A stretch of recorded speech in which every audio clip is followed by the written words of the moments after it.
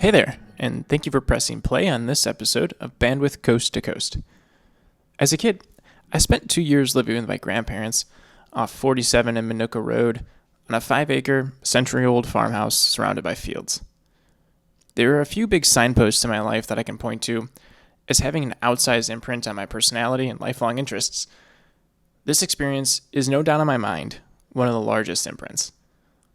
I was in awe of the endless fields in every direction, all perfectly aligned in a row as you pass by them, looking like some sort of geometric line trick that perfectly keeps pace with the car. The sound of the corn blowing in the wind, giving away the breeze just a few seconds before it hits your face. Ordinary, obvious, boring things we frequently don't think of as we drive over these boring landscapes. Nebraska, Iowa, Illinois, Indiana, they're all full of flat fields that go on, feeling like an eternity. What we take for granted, while we flatly gaze at these repeated landscapes, other than what used to be there before all those crops, is how heavily people are managing that land. How much work it is to keep those rows straight, clean, and growing. How much thought, effort, trial, and error has gone into making that soil nutrient dense enough to grow the same crops on it over and over. The way we're farming like this is new, and is not meant to serve any other purpose than to grow, cut, prepare, plant, and repeat as much as a single crop as possible.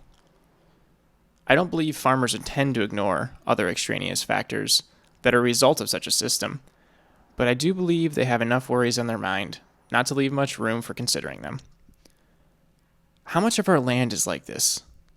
How much of the United States lives in this type of duality, where obvious problems hidden right in front of us in ordinary, banal?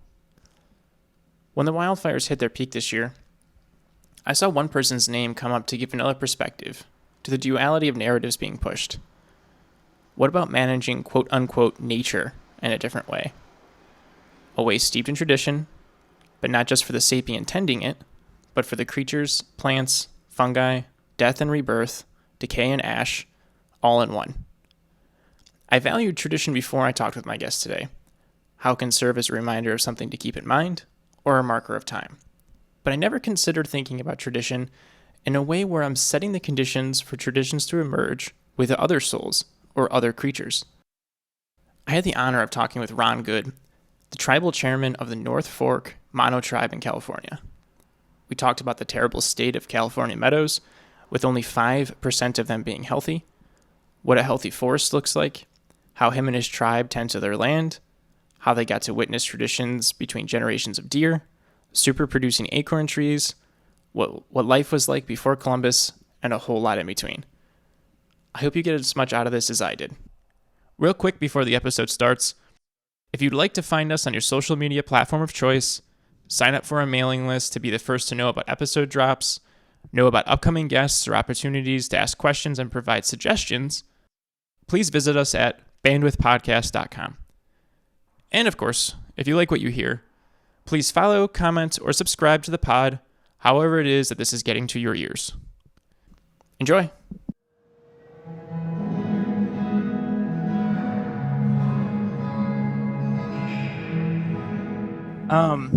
Thank you again. So I wanted to just kind of, we can get started like really whenever. So really, I just kind of want to get to know more about you and kind of the work that you're doing. And I really would like to kind of continue on some of the thought patterns that we had when we were talking about like what the continent looked like pre-Columbia, right? Before European contact and kind of everything else that cascaded, all of the everything that happened afterwards, a real giant shift in the world that happened afterwards. So if you wouldn't mind just kind of introducing yourself really quick, and then we can go from there. Sure. I'm Ron Goode. I'm the Tribal Chairman for the North Fork Mono Tribe. We're located in eastern Madera County, and been around here for thousands of years. Yeah, I would love to get into that.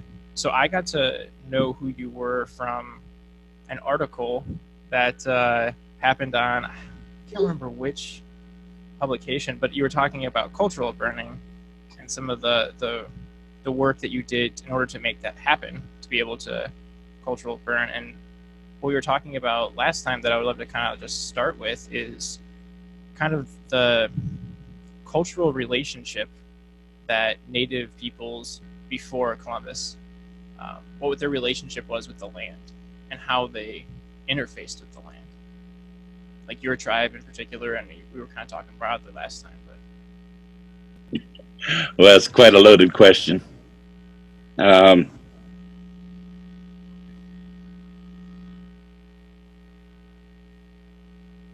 So basically, to understand that the Indian philosophy is that, you know, we're only one little small part of this land, and you know, this land isn't here for our benefit. We are here to help benefit everything else. And so basically what that philosophy says is that we are all a community, and that community depends on each other. And that community is plants, trees, water, animals, insects, birds, flowers.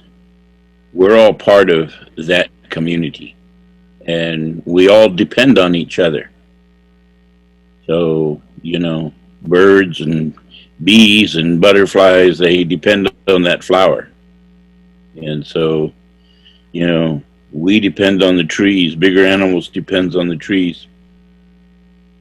It's just, it's not only the fruit that the tree provides, whether it be a pine nut, a pine cone, or an acorn, or any other type of fruit product that it would have. It's not only important for the food aspect, but it's important for the sustainability aspect, which means that whatever that seed is that the vegetation has, that it needs to be spread out. It needs to be buried by, you know, the gopher, the squirrel, the, you know, whomever's carrying it off. It needs to be carried off on the bear's paw, on the deer's hoof. All these things need to be transported around. If your forest is the way we have it right now, it's way too thick. But this is by design. This is by design and policy, which we know, which was the initial stages of fire suppression in 1900 we need to grow more trees. So back when the native folks were on the land and pre-1850, the canopy for the forest was 40% or less. Had to be open. You had to be able to see through. You had to be able to, you lived out there. So you have a family out there. Most of the places you're near water, so you're probably near a spring. You're near a meadow. You're near a creek. All these different aspects so that your water is nearby. But if your water is nearby, then so is your food. And again, like I said before. So before 1850, for like most of the forest, 40% canopy or less, and it had meadows and streams and all that. And you're saying that was by design? By design, yes. We didn't create the meadows per se, but there are thousands of meadows out there even right now. But you created the conditions for the meadows to be taking place. Right? Yeah. And they were all functioning properly. Today we have, like I said, 10,000 meadows throughout the Sierra Nevadas. And 70% needs maintenance or repair. 25% is non-existent. And only 5% of our meadows are healthy. And it's not just about restoring the meadow. You have to restore the watershed around it. You have to open that up. Keep that open so that when the snow and rain hits the ground, it needs to hit the ground and stay there, not either evaporate in the trees or run off the surface. Right, capture it. Yeah. So when it's open, the root system holds that water, and it will slowly, you let that water go down into the meadow. And so then would you say like one of the problems with the way that modern, I mean, I would even say water maintenance or storage is mostly in reservoirs, where, I mean, before, like what you're describing is actually holding water in wetlands that are created, or root systems that are nurtured, or meadows, and then having that water will eventually get back into the watershed, into a stream or something like that. Well, we didn't design this. Man didn't design it. I don't know how you believe. I don't really care. We believe in Creator. We believe that, Creator made this land. And he didn't put no dams on the creeks, on the rivers. That's what man did. And right now in the San Joaquin River, where I live, there's 15 dams. That doesn't even count the weirs all the way out. You got, congressmen and a president screaming on you, jumping up and down. The water, this is stupid. The water, shouldn't be going to the ocean. The water has to go to the ocean. That was the design of the creeks. It cools the ocean down. And right now, scientists will tell you the ocean is warming and the ocean is rising because, glaciers and everything else is melting. Well, if you're not cooling the system down, then of course it's going to do that, So I don't know where these people, get their information, or I know where it stems from, and it stems from their wallet. Right, because, and kind of, because I would say a lot of action, is totally, yeah, and also kind of a better understanding of things. One of my own personal philosophies is I think that anything that's true, like truth, I think exists in multiple facets. It can never be one thing. It can never be something you can hold on to. It's many things at once. And I think what I find really compelling about how you're describing the recognition of the fact that, if we want food and if we want to be able to thrive here, it's good to recognize the fact that all of the things that we see around us and everything in every direction, of ants all the way through meadows to larger game animals to even bears, right? Everything is dependent on everything else. Yeah, well, the thing that we've gotten so far away from is our medicines. Every species has their own medicine. Even a dog will go out and eat blade of grass because he needs it. Right. So there are different medicines that all species need. Now, if they're not healthy, that's the first thing that you need to look at is, where is their medicine? How is their medicine doing? I don't care if you're in the ocean, and you got walruses, or you got dolphins, or you got whales that are sick. And I hear this all the time, the ocean laboratories. Oh, we're doing such a wonderful job because we're trying to heal these animals, and they're sick. And it's like, well, again, where is their medicine? Have you been out there to see what's wrong? Right. And it's the same on the land. When we burn and we put fire on the land and we're burning resources, that's why it's called cultural. When we burn the resources to restore them, the medicine plants all come up. They come up at the same time because the seed's there, just hasn't had fire for decades. And all of a sudden it's, you've got all sorts of different medicine plants growing right along with your resource, because it needs fire too. It's a natural part of that cycle. I want to back up a little bit. So you said we were saying describing what it was like pre 1918 and the 40% of canopy or less. Where's the canopy at now in most of our forests? And you said that was an intentional shift. I'm assuming it's because of timber, but 80 to 90%. So it's more than doubled. Oh yeah, and then logging is still going on, but it hasn't been the way that it was back in the 80s and 70s. And right, which is actually a problem of why there's also the fires are getting more intense. Yeah, so when the logging got done with a piece of ground, it was pretty open.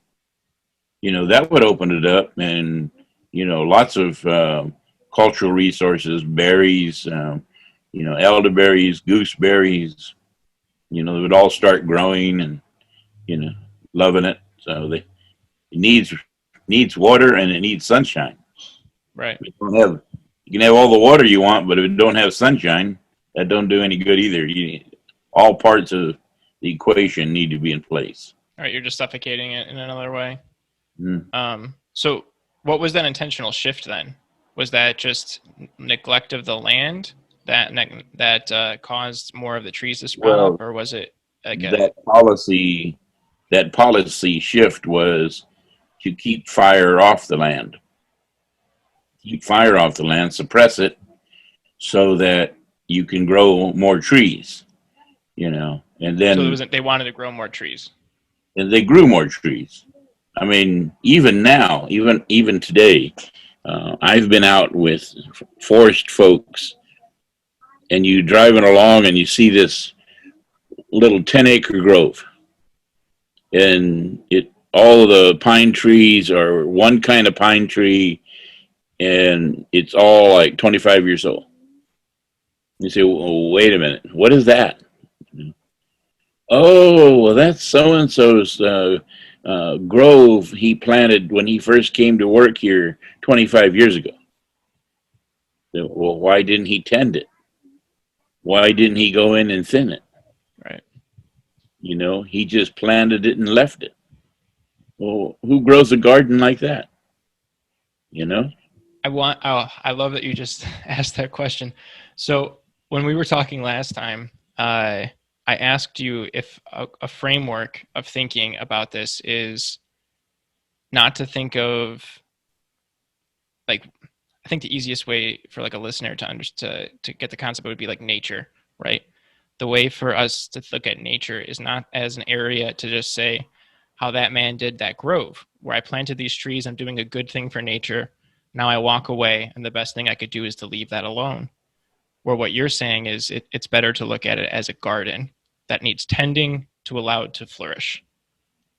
Well, the whole forest is a garden, and it was tended by the Indians for thousands of years that they lived out there. Pre-1800, we were talking 1850, that was before settlement from the Euro-American. But pre-1800, there were 350,000 Indians plus in California living on the land, out there. You didn't have horses, didn't have cars, didn't have fire trucks. So you had to take care of your own land. And fire was your tool. Keep where you camp, where your village is, where your family's, sleeping. Keep it open. Not only because of wildfire that's going to come along, but 1800 we still had grizzly on the land. Very big grizzlies. Elk was still around, right? Big lions were still around. And all of these could eat your children in a hurry. And would very much like to. You said something that was really interesting last time when I made that garden comment, and you said that a lot of the archaeological sites they're finding are adjacent to meadows. Well, pretty much like I said, we have 10,000 plus meadows throughout the Sierras, and almost every single meadow has some archaeological site, I say attached, but it might be a quarter mile away, but they're all close to the meadow. It's primarily because, again, you live out there in the hills and in the mountains. You can't afford to leave your family and walk 10 miles a day in any direction, because you're not coming back that day. You're going to come back the next day. Well, when you get back, with whatever food and medicine you brought back, you got to go again in another direction because your family's still hungry. Right. So you're going to spend your entire life walking around the mountains trying to find food? No, they didn't survive and live for 10,000 years with that kind of practice. So your meadows became your shopping mall. Your meadows become your refrigerator. Because if you got a good, healthy meadow, that means you have several wet springs and probably one or two good springs. And when you do, all the other animals know that too. So it's like at 10:40 in the morning, Mother Deer brings her two babies down to get a drink. Well, Lion, he's got a good watch, probably a Rolex, and he looks at his watch and here comes Mama Deer and her two babies. I'm getting kind of hungry. I want some breakfast. So he knows, right? So then he goes down and he tries to get him a quick breakfast, and maybe that works, maybe it don't. Bear, he's sitting out there too. He's sitting back there in the woods watching Lion, because he knows Lion will fill up and then maybe he'll leave something. So on the other hand, he doesn't get any deer. But now here's your little 7-year-old and 9-year-old running around out there. They become free game real quick. Right. That's yeah, you mentioned that last time, and I really would like to just kind of like highlight one thing that you said, just to kind of shatter any misconceptions that anyone may have, is that you said that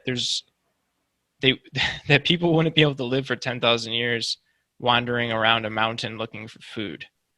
And I think that's a conception that a lot of people have of what life pre-industrial, pre-cities, and tribal life was like. And what you're saying is you're giving a very real example of what it was actually like, and it was nothing like that. It was tending the world around you, allowing the world around you to flourish, setting up the world to flourish. I do a lot of writing, and the argument comes from folks who call themselves archaeologists, and they've been out there, and so they find hundreds, if not thousands, of sites where Indians have been.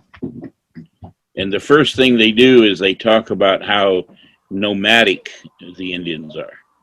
They're all nomadic. Well, there might have been some tribes who followed the buffalo around, right? But as far as nomadic, we're no different today than we were back then. If you got a favorite site to go, and your grandfather's been going there, your father's gone there, now you're going there, and you're bringing your own children there, for 4 different generations, you like to go to this one spot to go camp. But if it's full and you get there, now you got to go look for another spot pretty much in the same area. You're not going to run all over the place trying to go someplace else, because that's where you wanted to go. Well, when you figure out that you've got 350,000 Indians living out there, they're going to have sites everywhere. And there might be some movement. But what you got to understand is the culture.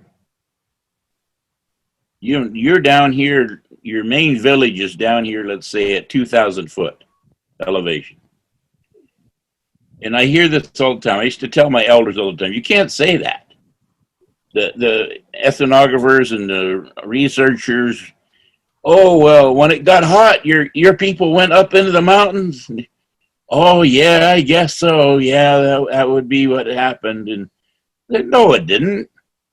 you know, because about 4 or 5 of our foods are ready to harvest in the middle of the summer down lower in the valley. And somebody's got to go harvest that. And then there are some up higher, so somebody's got to go up and take care of those. Somebody might have went clear over the Sierras to go trade with somebody else over there. Your family goes everywhere. Wintertime, your family all come back together. And through the winter and early spring, you're all living together and you're bringing back. And, you know, I myself, I really only harvest about 5 or 6 things. That's about all I've ever harvested. I know all kinds of foods, all kinds of resources. But for the most part, I only do about 5 or 6 different things.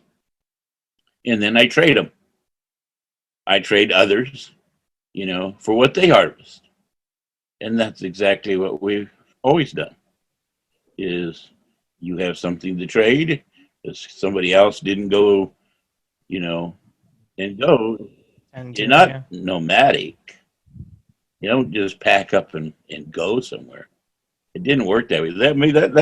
That's still today. That's still prevalent today, that researchers and colleges are still teaching that kind of stuff. Yeah, and I think it's kind of absurd, to be honest. Very So there's this. I'm really into reading like travel logs of like the first Europeans that come to the continents, and the reason is because it's translated to English and it's accessible to me is the main reason I do that. Also because the descriptions that they have of before disease went through is it's so opposite of what like conceptions are in the mainstream kind of narrative. And it's like, you know, maybe there was some people that their sole culture was to move around, but the variance in culture from east to west coast to, you know, up north and south within bands, you know what I mean? Like within different bands of tribes. We're in a pandemic right now. And some people, we've had a pandemic 2 centuries in a row. And excuse me, this is our 3rd century. Back in the early 1800s, we had every disease that the white man could think of to bring into us. You know, and it killed whole villages. So, you know. The scale of that is also something I don't think is quite understood. Like a lot, Pennsylvania, I know this in Pennsylvania that the disease was so bad there that a lot of forest did pop up. So like Pennsylvania is Latin for Penn's forest. And before Europeans started setting up cities there, it was more like prairies. But because the peoples there were so devastated, they weren't able to do the same practices, and all of a sudden a forest cropped up. So like the first people, it's like they get there and like, oh my God, there's all this land that we can use for farming. And then the next set of people come and they're saying like, oh my God, there's all this timber for shipbuilding. And it's like the scale and the pace of it, right? Like the quickness, like, you know, the way that Europeans' culture has been, and I would say for hundreds of years at this point, is a very close relationship with a very select few crops and animals. And they hyper specialize a very select few of crops and animals and techniques of managing those with the land. And they just live and work very close to what that is. And that's transferred a lot of diseases to Europeans. And then Europeans, you know, unknowingly and then later very knowingly transferred those diseases to people around the world. And it's the pace of like the pandemic, all of the worst fears of the pandemic that we just felt right now, all of the potentialities of like everyone you know is now sick and you know whole cities are affected. That was what happened. Not to get too political with you, John, but even right now, the reality is we don't know if this came from animals or man. Right. No, I agree. And back in the time of when the Euro-American was coming into America, they intentionally brought disease in. They intentionally put disease on blankets and gave it right after signing peace treaties. Or they treaties. brought their sick people into a village. Didn't have to fight. There was no reason to fight, you know. Just, They didn't have enough people to fight anyways, and that's a lot of the reason why they did just that. give us a couple of days here. We'll be good. You'll all be dead. You know, that was intentional. Right. You know, the use of what do you call it? Biological warfare. Chemical warfare. Yeah. Yeah.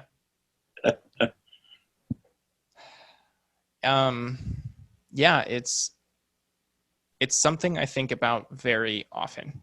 Very often. I mean, I'm from the Midwest, and I grew up, I lived for several years like surrounded by cornfields. Like my backyard was a cornfield for a couple of years, several years, and I understood that, and I thought that it was what happened. Is, you know what I mean? It's just this is the way we farm. This is what happens, and this is, you rotate the crops between corn and soybean because corn takes nitrogen out and soybean puts nitrogen in, and all of these like practices. And I was like, oh, okay, that's cool, straight rows.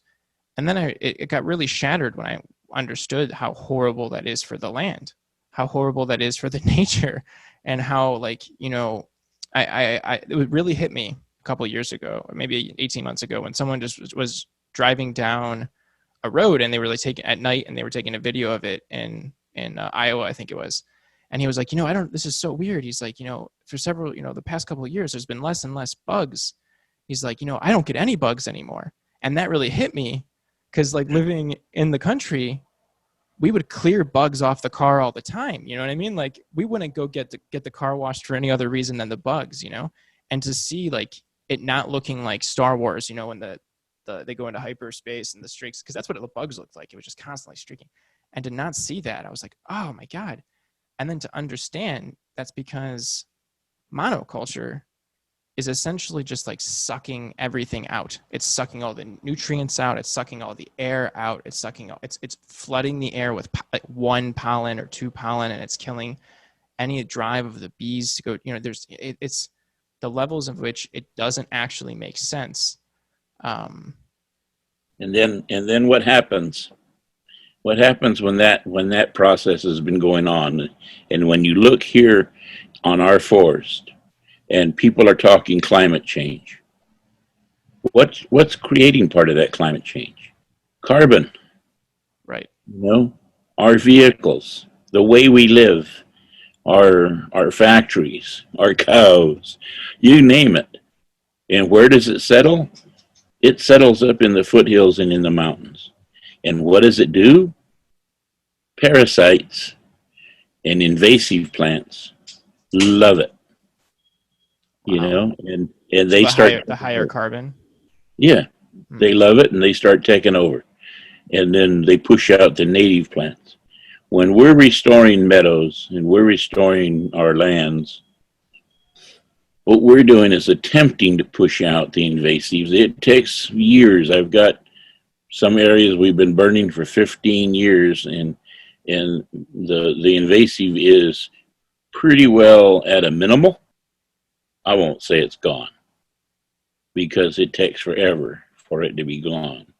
But once the native plants start coming back, they start pushing it out and holding it at a minimum.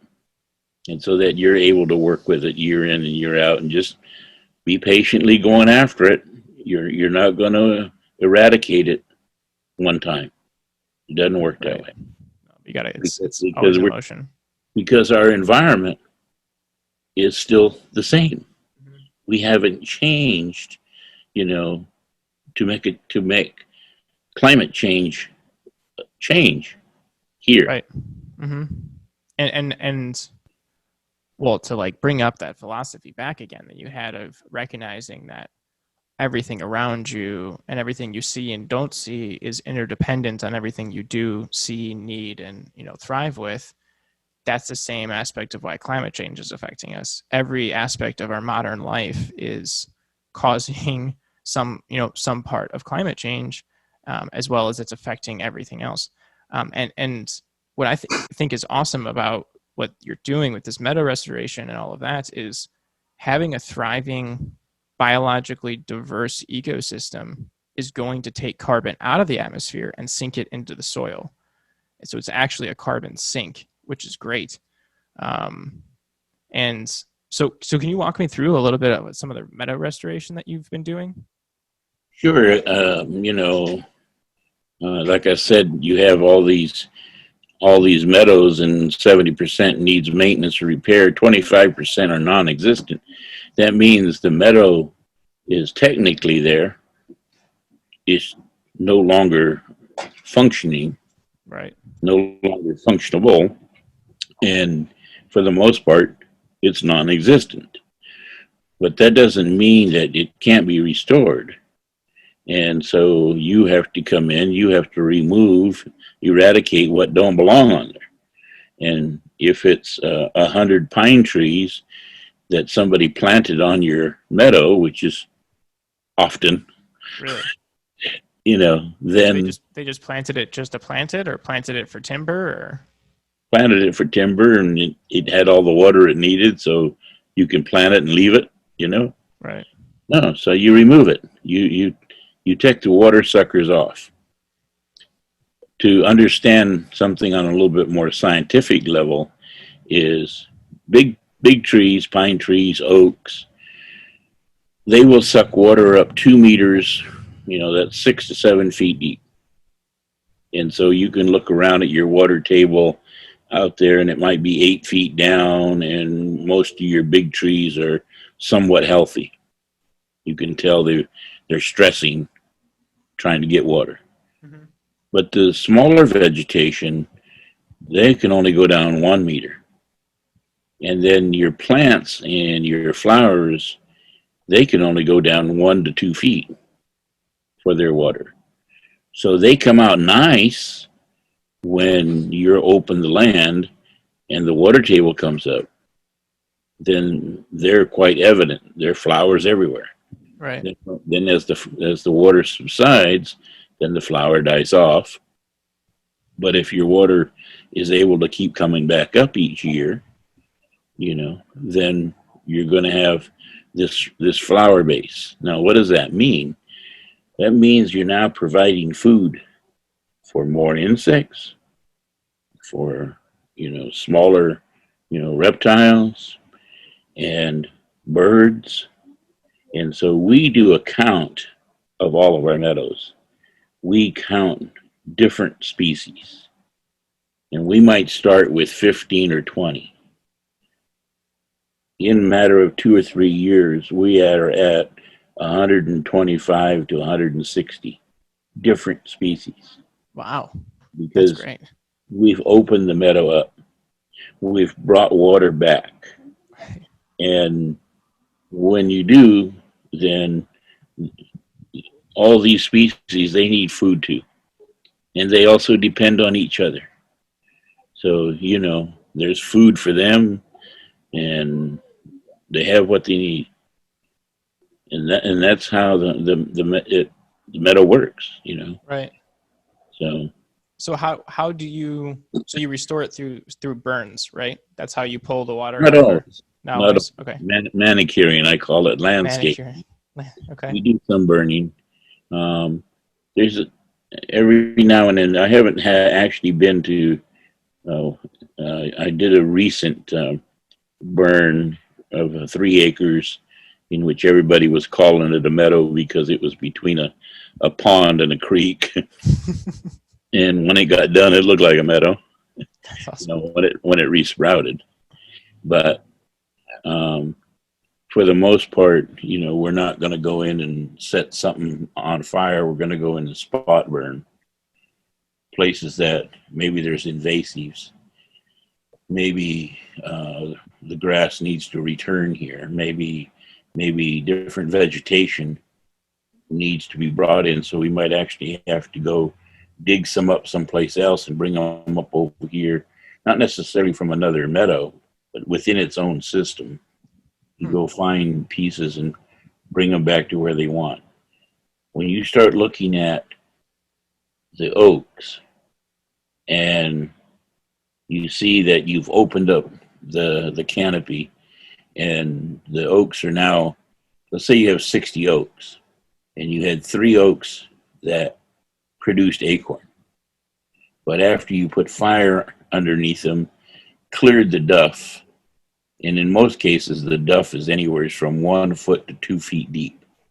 And by So duff, you just mean like, oh, has like, yeah, so just like old sticks.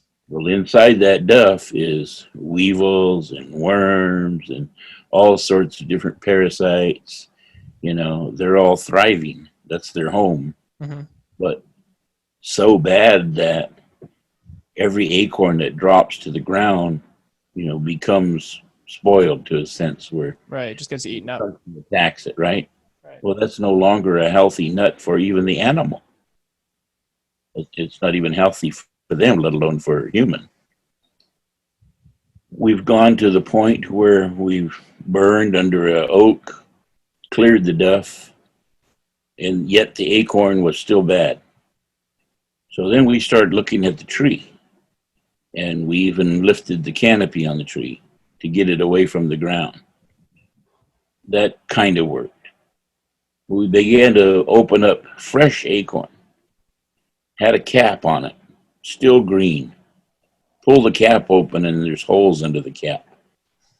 Well, these things, you know, worms and weevils and everything attacking this acorn before it even matured. Hmm. That's how bad, you know, it was. So you basically have to kind of like restart. You have to put fire under that tree, smoke it. You might have to do this, you know, for 3 years before you start to get a change and make a change. And then all of a sudden, I know one of our meadows, we had 62 black oaks and 49 golden oaks. And 3 or 4 golden oaks produced acorn, and the same, we had 3, 4 black oaks that produced some acorn. Now, since we've been there for 15 years, and we've had 3 fires on there, so now we have almost every golden oak has acorn. Wow. And numerous black oaks have acorn, but we also have about a half a dozen trees that we call mass producers. So most acorn trees will produce 50 to 100 pounds of acorn. You know, a good acorn tree is 200 pounds of acorn. Wow. I didn't know that. That's a lot. But a mass producer will give you 400 pounds of acorn. Wow. One tree. Why? Because it's going to have 3 different crops. You're going to have an early crop, a mid crop, and an end crop. Oh, wow. And they're all lower, middle, and higher levels. But when it's producing, and it's going to be big acorns and good acorns, you know, and so you get 3 or 4 of those. You don't have to go nowhere. Right. You know, It's a lot of protein. I just go to one spot and gather 7 or 8 big boxes of acorn, and you know, then I donate them to my acorn makers, and I eat free acorn most of the year. That's great. But you know, that's all part of the way. But what's important? Where are these trees? Where are these meadows? I'm not telling you. Okay. No, I mean, are they in your land? Like, are they in your managed land? Yeah, I'm just kidding you. Yeah, they're up in the mountains. That's the thing great. is, when you have acorn, you've got tons of squirrels. The gray squirrels and ground squirrels, they're all coming in. The little gophers, the moles, they're grabbing acorn. They're stashing acorn. And when they do, they go bury it. And pretty soon you've got 100 little oaks growing. You know, like a carpet of oaks all over. And you need that. Why? Because Mother Deer brings her fawns. And up to 3 years old, her fawns are eating that oak. And you can look at the oak and you can see, you know, they've been eating on this for 2 years. They've been eating on this last week. Wow. And that's when we come in and we either clip them or burn them and give them different levels growing so that they keep bringing. Now you take it real quick. You take the mother. The mother takes 2.5 years to have a baby. It takes 8 months to have the baby. That's a little more than 3 years. That's a 3-year plus cycle, and you're looking at 3 to 5 year cycle on those little oaks. And you change them out. The fawn that was there grew up and had a baby. Now she's bringing hers back. You're recreating tradition. Wow. And I go out on these meadows, and there's 3 or 4 mothers out there with their babies. Sometimes black bears over there laying around, up by the spring. And you see fresh deer kill, hindquarter gone or neck gone, lion drug his kill over there. And you say, well, why would lion bring his kill over here? Why didn't he just eat it where he got it? But he brought it over there, and after he filled up, all the other animals came to eat. And when they're all done, mole and porcupine and squirrel and everybody else, they come to eat the bone. So you look at the bone and you got different teeth marks because they need that calcium. And so they're coming to get, that's part of their medicine. So this deer went from food to medicine. Wow. And the lion brought it there because he was generous. But because it's that community I talked about, they all need to work together, right? Including the plants. That's amazing. I really like how you said tradition, because it extended the tradition to the tradition that is built with the deer, so that if you've been burning, like I say, that one meadow you've been burning and tending for 15 years, and if it's 3 years is a generation to get built, that's 5 generations of deer that have now built a tradition of bringing their young to feed on your tended oaks, and then also, I don't even know the lifespan of a mole or a porcupine or a squirrel, but I mean, all of that is now possible because of that. Mm-hmm. And you got animals they like the fisher. The fisher's on the endangered species list now. Well, he probably was, because the acorn groves were not producing acorn. They're not producing acorn, then where's the squirrel that the fisher eats? And so it's a cycle. I mean, it's a circle of life, and if you got parts missing, then you're going to have species that become threatened. Right. It's a continuum. It's always moving, and if you take one piece of that continuum off, then what else? It's just not going to be, that part is going to not be moving or have harder time to keep in motion.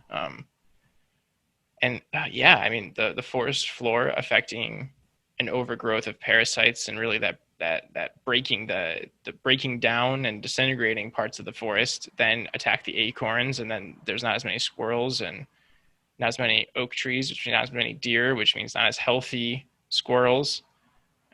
Like what you said with the calcium as medicine, that's really, it's unfortunate. So are there any impediments to your tending of the land, or because I know that in one of the articles I read that it was cultural burns were hard to get permission to do, or something along those lines? Like, well, every air pollution board is different. We've been working on the San Joaquin Air Pollution Board to make changes. We have affected some changes, and very important ones, especially for the bigger agencies, that when they start burning, it usually takes 4 to 6 days to do a burn. They need to finish that burn. They can't be told 2 days later or 3 days later that you got to put it out. right. Because now that still takes another 2 or 3 days to put it out, and now you got a mess. But if you'd have let it burn through, it would have done its job, and we're all going to be in better shape. Has that happened where you were told to stop? It did before. Yeah. Since 2017, I think it was, we made that change. And then then that's been beneficial. But they're just getting to the point where they can effectively do more burns. Mhm. But culturally, they're still having a hard time understanding what that means, understanding where we're at. I burn. Culturally, as in like the I'm burning. why From you're burning, like the Californian culture. my style of burning, Right. and so because like I said before, we don't have fire trucks. We're not young red carded people with yellow suits. But we're burners. We know how to burn. We know what we're burning. When you talk about most of these agencies, rather the state agency like CAL FIRE or even forestry, these people are, igniters and suppression fighters. So that means they know how to start a fire and they know how to put a fire out. But do they know how to burn? Not really, because they they kill too much when they burn. They burn too hot. They don't prep the land properly. So we have to spend at least 2 to 3 times more. So if it takes an hour to do a burn, we have to put at least 3 to 4 hours prepping the land, getting that burn ready. So if we're going to burn something the size of a small house, then you can't have it burning up the hillside, going up to the nearest town and burning that out. It needs to burn just what we're intending to burn.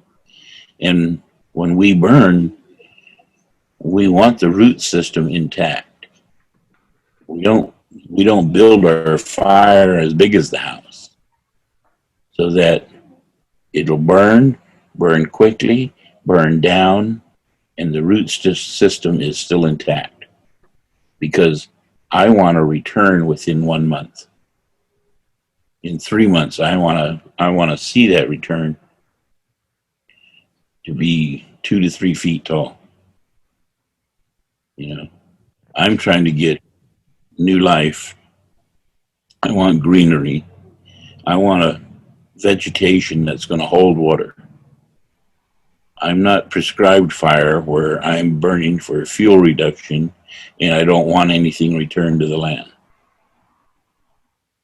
Right. You're just trying to reduce the risk of catastrophe, as opposed to what you're saying, which is tending your garden. That's what's on fire right now. Yes, it's the overbuilt of 70+ years of unmaintenanced overbrush that just needed a lightning strike to make an entire mountainside to go up. I mean, for the most part, the shrubbery that's out there is alive. It's not very healthy. Right. But it's alive. And almost every shrubbery has dry limbs or right. has something attacking the bark. And mistletoe, it could have a California dodder, it could have lichen, all sorts of things that have been working on these trees and slowly killing it. But, it's still waiting for fire.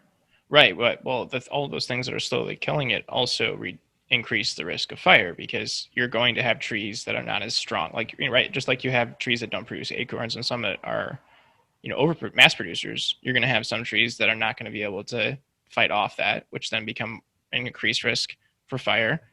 And they're not getting tended to either. And if there's nothing actually holding water there, there's no healthy system to keep everything going. So the water is going to be further and further down, which means less and less trees have it, which, you know what I mean? Like it definitely is a tumble towards catastrophe.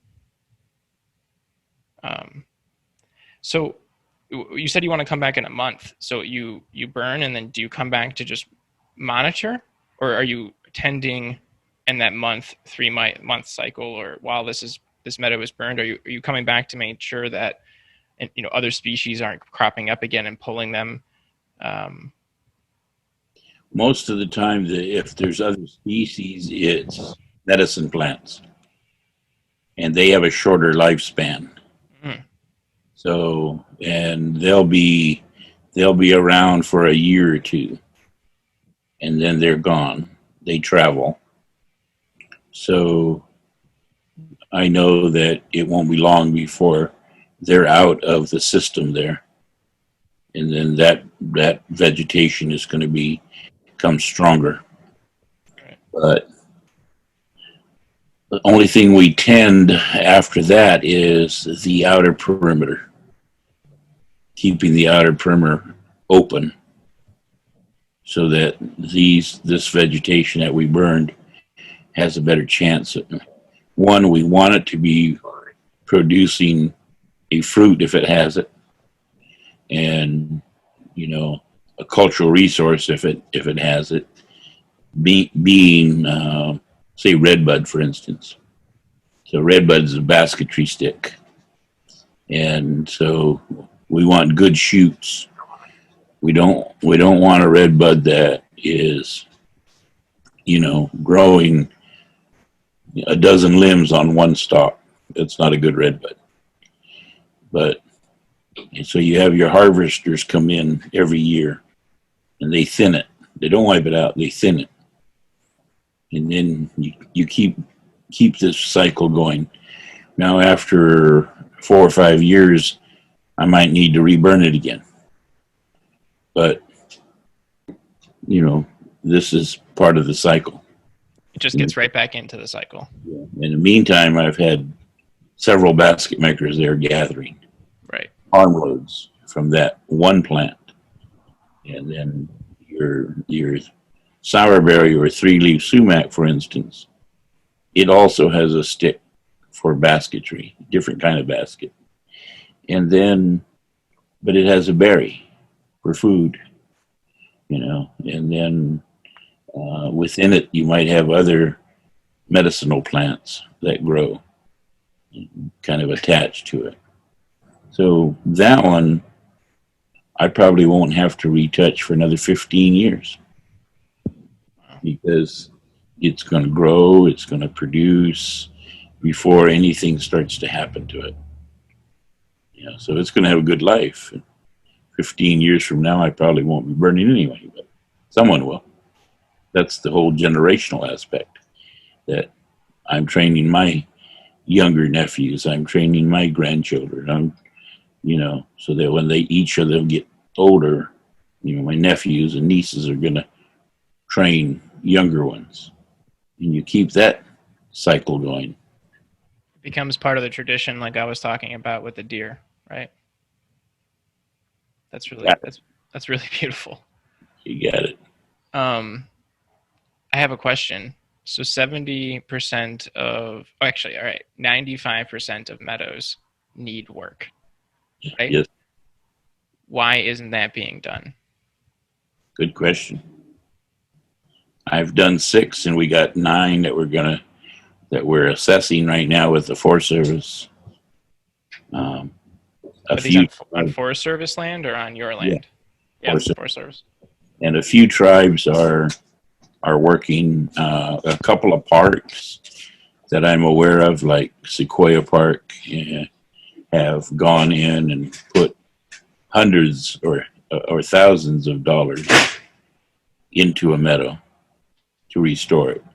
I mean, it was the most beautiful thing I ever seen, because they diverted the water, they took out the natural plants, and then they came back and restored the land the way it should be, put a new bridge in, put the plants that they dug up back under where it belongs, and then went up and put logs and avenues in that is going to change the water flow so that it's not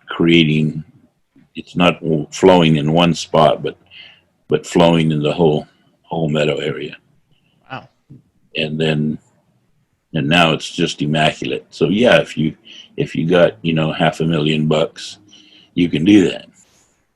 But for the most part, most meadows to do them right run about 120,000.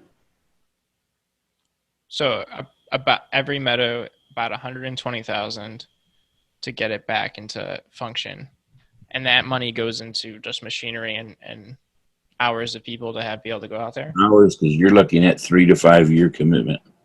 Right.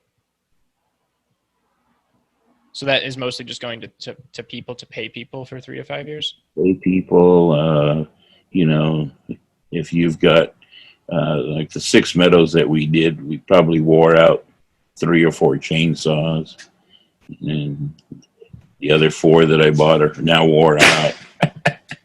So they don't last very long when you're cutting every single day. Right. I mean, we're not using great big huge chainsaws because we're talking about smaller trees.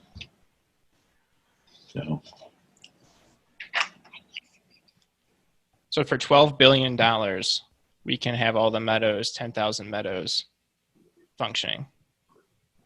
If it's $120,000 a meadow, 10,000 meadows, my back of the notebook math is $12 billion. Hey there, quick note. I'm coming in at post. I actually did the math wrong and I carried the wrong 0. So it's not actually 12 billion, but 1.2 billion, which is around 1.5% of California's budget. California's budget last year for the fiscal year was $78.5 billion. I mean, yeah, that might be close. Yeah, I mean, people may be shocked by that, but I think that's an awful cheap ticket for having reduced fire risk, increased wildlife biodiversity. I mean, and the watershed would be a lot more stable. There's not going to be an overgrowth. Like I know 2 years ago when there was a lot of rain here in California, that what I was reading was that they were worried about the fact that because there was actually more water despite the drought, it would cause more of the undergrowth to get worse because that's the part that's going to soak up water first. Yeah, quite normal. Yeah. Well, that's and it seems like there's not a lack of want of people to restore the meadows. So what are you working with the Forest Service to do? Is it to get funds? Is it to get just to allow them to let you do it, or what?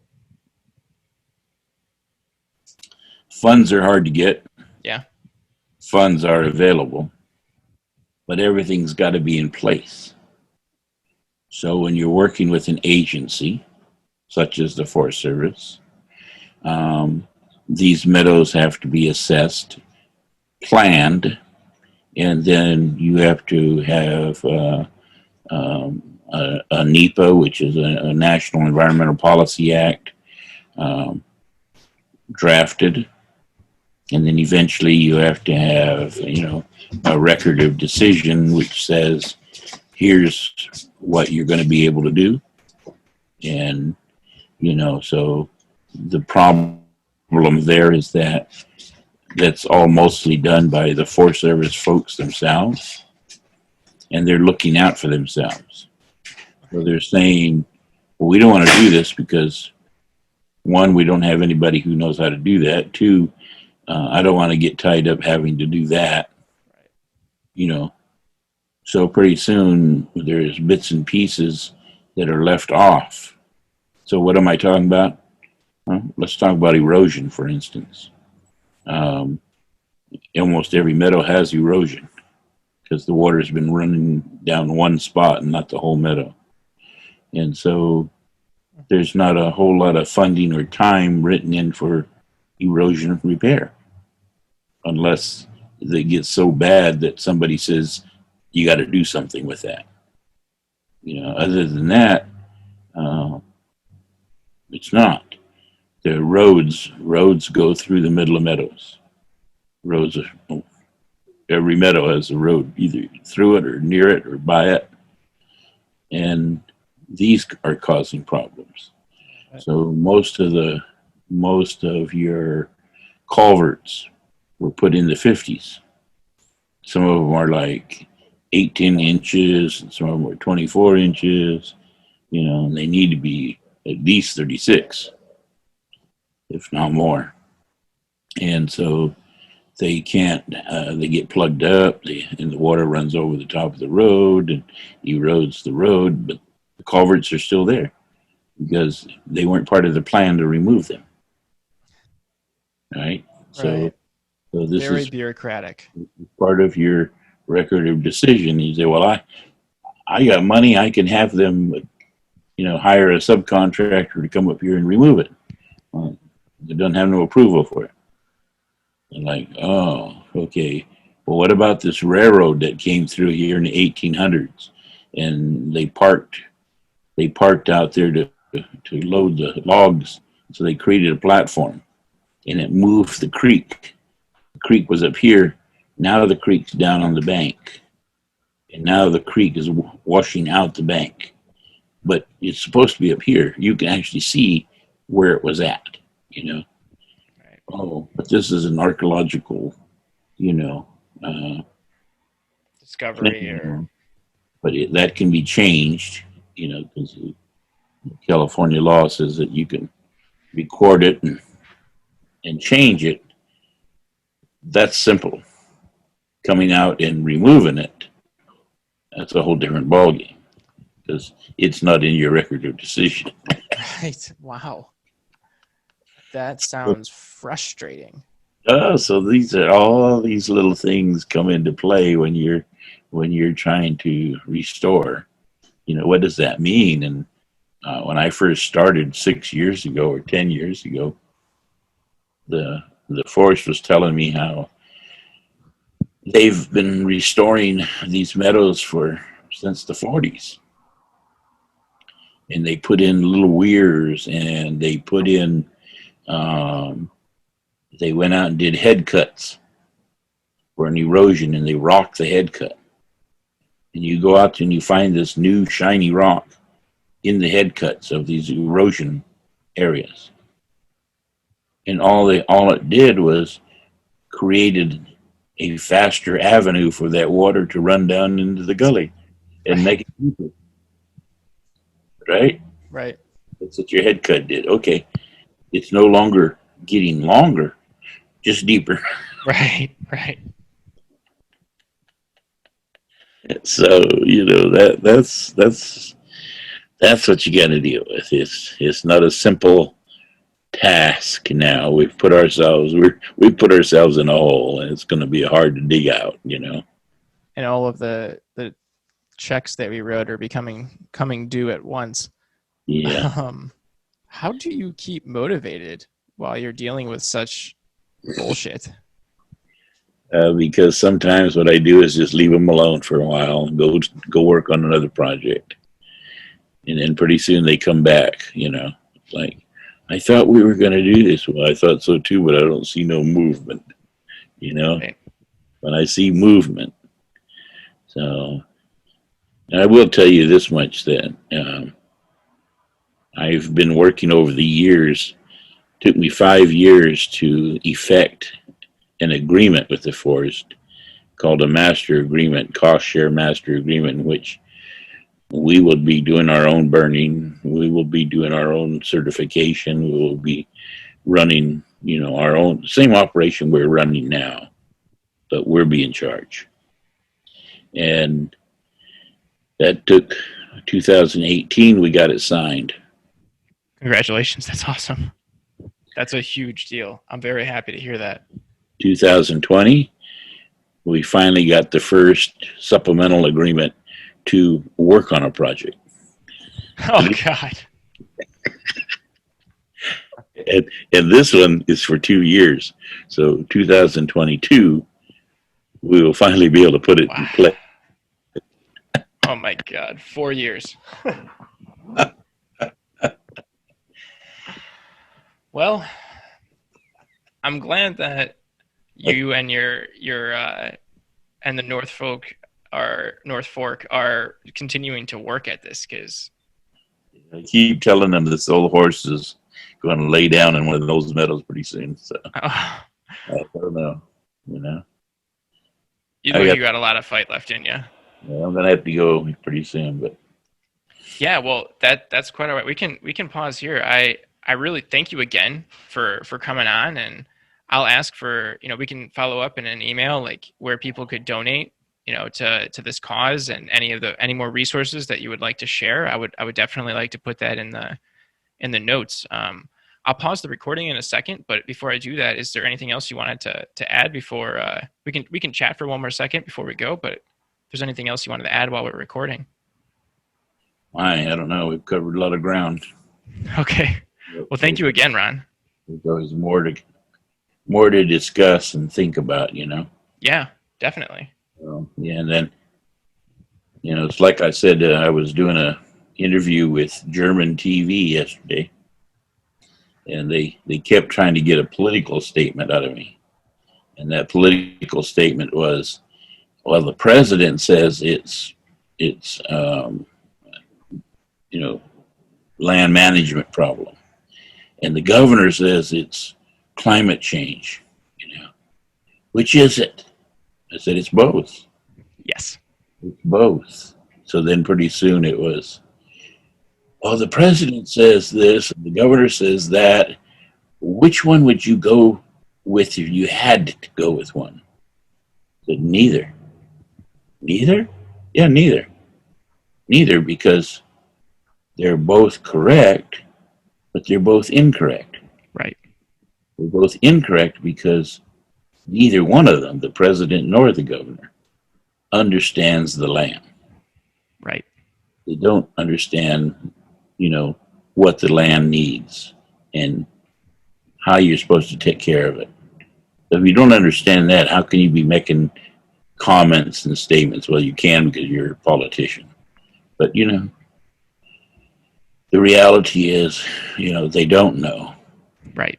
I'll leave you with this same comment that I left with those guys was, I've been all over the world. I've been to Australia, been to visit with the Maori. They have water issues, and I deal with water all the time, water and fire. But with the Aborigines, it's, fire. And I've been there to speak to 11 different tribes. And they've been here to our meadows and our burns. And so the thing is that when everything's all said and done, because they got to deal with government just like we do, is, you know what? We can only affect what we do in our backyard. So go home, work on your backyards, and keep working on your backyards, because it's all we got. In one way, it's a little sad because it's not very big. For me, I work in Mariposa, Madera, Fresno, and Tulare counties. That's my backyard. Still not very big, still not very much. But, if everybody was doing that, if everybody worked on their backyards, things would be a whole lot better. Yes, and not looking at their backyards as just what their property is, but actually, like you just said, your backyard is several counties. And I'm on all kinds of collaboratives and forums, and I've been after people in the mountainous areas, especially, and the township. I come from North Fork. If a fire hits North Fork, the town is gone. If a fire hits Shaver Lake, the town is gone. Because they're not brushing. They got brush right on the road. They got brush all over around the buildings. These are people who live up there, And if you're not going to make your home and your town defensible, right, there's no stopping a wildfire. And the other thing is I keep telling homeowners, take care of your property. But if the Forest Service is next door to you, then tell them, I want a quarter mile. I want a half mile opened up right around my property. It ain't going to stop a wildfire, but it's darn sure going to slow it down and make it maybe even controllable. and It's going to give you a chance. And it's not going to come ripping through and just take my home. Right. So, and get out there and help them. Cut the brush down, you know. But to most people, brush means every plant. So if you got an elderberry growing out there, you know, not only can you use that for food, but cultural resources, but it has dead stalks. If it's got dead stalks, you go out and you clean it up. This is what we do when we harvest. You go out and you clean it up so that it's somewhat fresh. And when a fire hits it, it's not going to burn like whoosh, you know, it's going to burn. It's just not going to just explode. It's like kindling. I mean, the imagery I would say for our listener is like if you're having a campfire and you throw a bunch of brush, like a bunch of leaves into a fire, it's gonna or a bunch of sticks. Like when you're trying to get a fire going, it's gonna go up really quickly. But if you throw a freshly cut piece of stick or something that's still a little wet and bendable in there, it doesn't burn the same. It may burn if it's hot enough, but it's gonna take a while. And while it's burning, it's gonna burn differently. And I think that's the point you're making is if you tend it, if you keep it. So not burning hot. Right. You can't get very warm by, you know, a stick that has been damp.